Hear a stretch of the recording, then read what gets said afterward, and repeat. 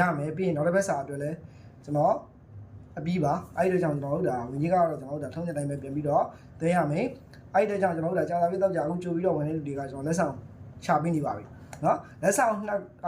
လက်ရှိမှာကျွန်တော်ပုံမှန်တိုင်းပေးနေဆိုတော့နှစ်ကွက်ပဲပေးတာပါနှစ်ကွက်ကိုချန်ထားတာပါဒါပေမဲ့ကျွန်တော်ဒီဘက်မှာကျွန်တော်အပြည့်အဝ၄အကူမရလုံးက၄ကွက်လုံးပေးဆိုကျွန်တော်၄ကွက်လုံးထည့်ပေးထားပါတယ်နော်ဒါကတော့အကူမိုက်တောင်းဆိုမှုပေါ့နော်ဒါ၄ကွက်လုံးအပြည့်ထည့်ပေးထားတယ်အဲ့တော့ဖောက်ဝင်သမားတွေကအဲ့၄ကွက်ပဲအဲ့တော့ကြာသာပြတော့ကြာမှာအဲ့၄ကွက်ပဲကစားမယ်နော်ဟုတ်တယ်ပေါ့၄ကွက်ပဲကစားမယ်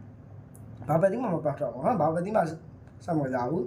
ဘာလုံးမှလည်းကျွန်တော်ဆက်မလိုက်ဘူးကျွန်တော်တို့ဒါအဓိကအဲ့၄ကွက်ပဲကစားပါမယ်နော်၄ကွက်ပဲခဏ၄ကွက်ပဲကစားမယ်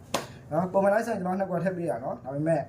နော်ဒါလက်ဆောင်ကအဲ့၄ကွက်ကတေချာလားလို့မမေးနဲ့နော်ကျွန်တော်တို့ဒါအပတ်တိုင်းမှာလက်ဆောင်ယူပြီးလက်ဆောင်ယူဆော့ပြီးတော့နော်ဒါအဖောက်နေတဲ့ကုကိုမိုင်လူဟောင်းကိုမိုင်အလုံးမဲ့အတီးဆုံးဖြစ်ပါလိမ့်မယ်လက်ဆောင်ဒီဘယ်လောက်ထိအရေးကြီးလဲဆိုတာ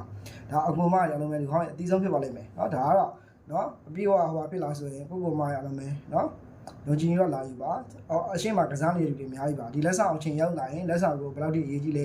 လက်ဆောင်လည်းရောက်ဖို့တဲ့လူတွေအတီးဆုံးဖြစ်ပါလိမ့်မယ်နော်ကျွန်တော်လည်းအကောင်းဆုံးထုတ်ပေးထားတာပါဒီဘက်မှာလည်းအကောင်းဆုံးဖြစ်စေချင်တာပါကိုမိုင်အလုံးမဲ့နော်အဖောက်ဝင်သမားတွေကိုပို့ပြီးတော့ဖြစ်စေချင်တယ်